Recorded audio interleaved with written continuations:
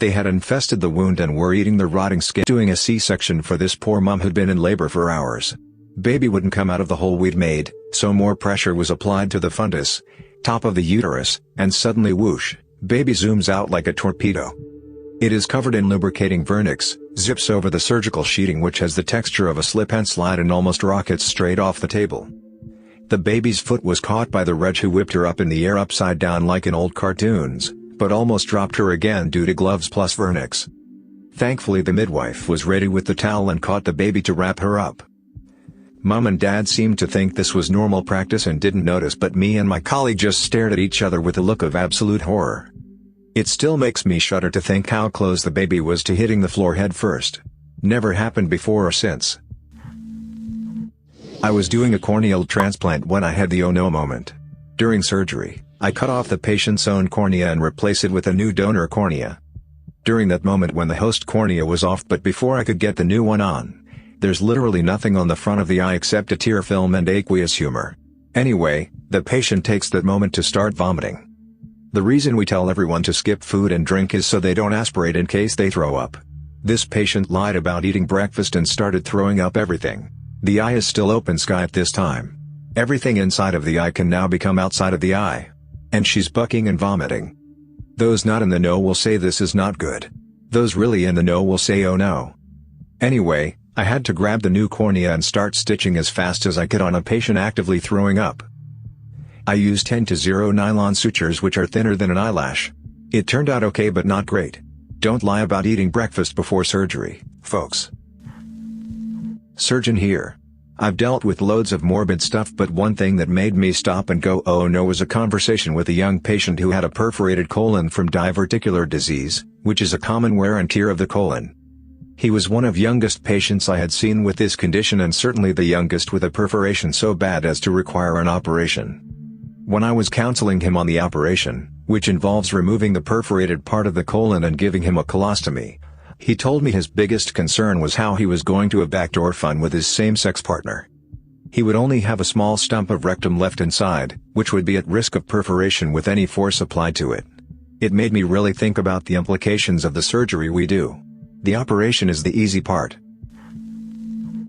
I'm not a surgeon, but when I was in med school there was an oh no moment for everyone, including the surgeons, anesthetists, nurses and students. They were prepping a patient for surgery and put him under, and the nurse said, "Okay, he's out," before they were about to start slicing him open. The patient just had enough strength to move his head from side to side and said, "No, I'm not out yet." Everyone laughed it off, but if the patient didn't do that it could have ended badly. Not a surgeon, but was working in obstetric theatre in UK mid-heatwave last year. This is important as maternity wards are kept quite warm as newborn babies aren't good at regulating their temperatures. Combine this with a heatwave and the fact that in Britain we're not exactly used to high temperatures and we have the perfect storm. Mid-emergency cas area and the scrub nurse assisting the OB starts feeling faint. This is unusual as this scrub nurse worked in these theaters full-time, so this was her bread and butter, so I can only conclude it was the heat. She has to step out, so the SHO takes her place assisting the OB's registrar with the section. This SHO looked extremely junior, as in first section ever. And they were trying to assist with the instruments in the uterus when they fainted. I had to jump in and grab the back of their theater gown to stop them face-planting the open uterus, and then sort of gently tug backwards to let them fall into me when someone else has taken over assisting. This SHO was not exactly small. Thank God the baby was already out. When I was a new RN working the ICU in a large teaching hospital, I came into work one morning to a patient that was admitted that night, intubated, breathing tube in, sedated, Foley catheter, tube in PP hole, and all.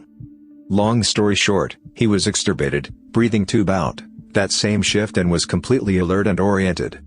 He was an end-stage renal patient, meaning his kidneys didn't work and he needed dialysis, and was only in his late 30s. Said he never made urine anymore and didn't need the Foley catheter, so he wanted it out because it was hurting. Now the catheter bag had been empty my whole shift, which is normal seeing as how he didn't make urine anymore, and this hospital had a nurse-driven Foley removal policy, meaning while we needed a doctor's order to insert one, we could remove one at our discretion, unless a doctor specifically put in orders not to. This patient had no such doctor order, so I went to remove the catheter. They are held in the bladder by a balloon on the end that is inflated with 10 milliliters of saline. I de-inflated the balloon, removing 10 milliliters of saline, and pulled it out. As soon as the catheter left his penis, blood started pouring out in a heavy stream. Turns out the nurse who placed it on admission hadn't advanced it far enough, since there was no urine production to indicate correct placement, and had inflated the balloon while still in his urethra, causing trauma. It would not stop bleeding. I had to hold this man's noodle shut to put pressure on it, while my coworker paged the resident, who came and looked at me with pity as he told me to just keep holding this 30-something-year-old man's wiener in my hands to staunch the blood flow until urology could get there to assess. It just kept gushing blood every time I eased up to check. For over an hour total I held this man's Johnny and tried to make polite conversation until the urologist arrived. Happened at my hospital. A mentally ill young woman, who was pregnant at the time, was in denial. Locked herself into her room when she realized the contractions were coming. She basically didn't push and the baby didn't come naturally. Her family called 911 because of the smell. The ER realized her baby had died inside her and was basically rotting due to the smell. She was taken to the OR to remove the baby, and apparently all the nurses and surgeons were vomiting because once they opened her up the smell was overpowering and it was traumatizing to see a rotting baby. I work in the OR and have seen some pretty interesting things. First day on the job, the surgeon was doing a lap sleeve gastrectomy. During this procedure a medical device is used to cut and staple the stomach simultaneously. However, in this case the medical device failed. The stomach was cut open but the staples never engaged, which left the patient with an enormous gash in the stomach. The surgeon ended up finishing this part by hand. I got called into a room to ensure the laparoscopic camera was working and able to record. This was a 6-hour cardiac procedure and was nearing the end, so I knew I was about to see something good. The surgeon pulls out some kind of growth from inside this guy's heart. This thing was the size of a chicken wing. It was growing through his valve and I'm honestly amazed they were alive. Supposedly the only symptoms were shortness of breath. My grandfather told a story about a clamp coming off an artery while he was pulling a kidney in rural Wyoming in the early 50s. The abdominal cavity was quickly filling with blood and the nurse fainted. He was able to push down with his elbow on the descending aorta and got the clamp back on. Patient lived, but I think he chose his surgical assistants a little more carefully after that. During my 3rd year of medical school I was stitching up the wound after breast cancer surgery. And the anesthesiology nurse woke the patient too early as I was making my last stitch, and I felt the patient moving her arm and trying to sit up. Patient was still covered in surgery draping and cables and still intubated. Luckily most people do not remember much from the first moments after waking up, but I got quite nervous from the patient starting to move. RN here. I was working in the ER and had a patient brought in by her husband. Apparently the woman had a fall a week prior and injured her face but refused medical care. Her husband finally forced her to come in. As soon as I see the wound on her face, from across the room, I think, that does not look like any wound I've seen. I approached her and realized maggots had infested the wound and were eating the rotting skin. A really simple and quick fix, but I can't imagine her living conditions. Not mine, but my father's. He told me this back when I was 10, so I'm sorry if it doesn't fully make sense. He had a 21-year-old patient that needed to have a penectomy. He had cancer of the wiener. There were 2 oh no moments for this. The first is a common thing. He wasn't fully asleep. The second, however, is funny and humiliating. They are about to start the surgery. Suddenly, one of the nurses that was there threw up and left. A test later, and boom. She got knocked up. Halfway through the surgery, the other nurse leaves for a call about her father. My dad's just standing there, a half-gone wiener in his hand. He calls for help, and is standing there, a guy's noodle in his hand for 30 minutes. Not a surgeon, but my mom had to have a kidney removed due to her waiting for almost 2 years to go to the doctor about her pain in her back. The doctors found out it was a large kidney stone and that her kidney was infected and had lots of gross pus shutting it down. After draining the fluids through tubes, over the course of a month and a half, she was finally ready for surgery. Cue last Wednesday, the day of the surgery. She was ready to finally be done with it. They removed the stent put in and the tubes no problem. Next was the kidney. Here comes the oh no moment. As they get ready to remove the kidney, there was complications. The kidney's infection had spread to a portion of her lung and a major artery, making them fragile as toilet paper. As the surgeon removed the kidney, A hole was torn in the lung, and even worse, the artery was severed. At that point it was a race to save her life and stabilize her. I don't remember much about how they fixed her up there, but they had to fly her to a different hospital and have a heart surgeon fix the severed artery in a more permanent fashion. Anyways, the heart doctor saw the grave situation and said she's got a 1% chance for her to make it. But he did such an excellent job, that my mom is still alive, and getting stronger each day.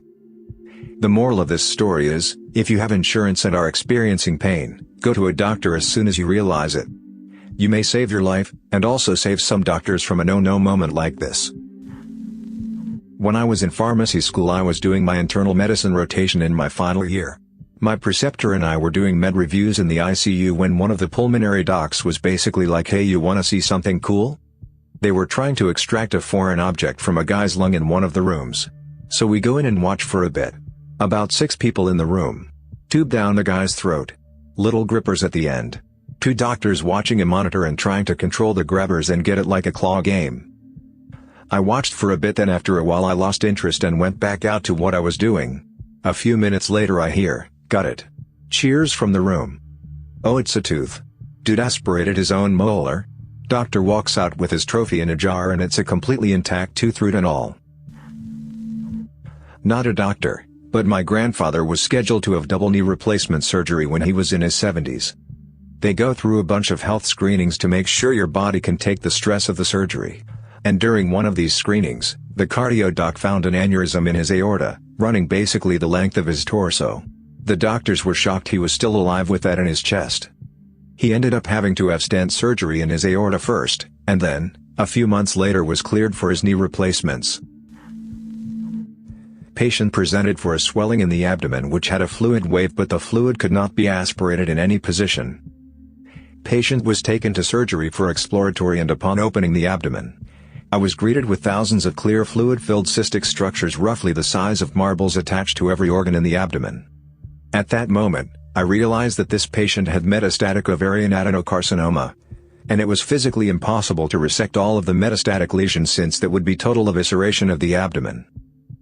Patient was euthanized on the table at the request of her mother. At this point, I will point out that the patient was a chicken. I was a nursing student, I was on theater prac. We had a guy in who needed humerus and elbow repair.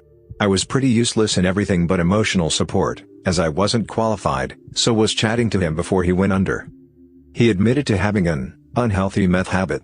I informed the surgeon, who shrugged it off. Apparently I should have told the anesthetist, because this dude woke up mid-surgery and was trying to reach for his open arm that the surgeon was working on. Super oh no moment as we scramble to contain this guy's arm and stop it from touching anything sterile. Former medical student here. Rotating through general surgery was mainly an enjoyable time. I remember one young patient, 22 years old, was revisiting the ER, where he'd been seen 6 weeks prior for sustaining some abrasions and bruises after falling hard off a skateboard. He was all scraped up everywhere but had healed up okay. But now he's in the ER again, feeling awful sick, vomiting and with a fever. As the third-year med student I was dispatched to the bedside and hung up the CT films on the light box, too much finger-pointing and grunting among the surgeons. I had no idea how to read a CT at the time, wasn't even really sure what part of the body had been scanned. So when the surgical resident barked prep him for surgery I was nonplussed.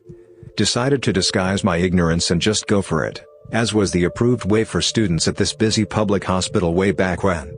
We got ungassed and prepped and I scrubbed in. Surgeon said open and I raised the number 15 blade.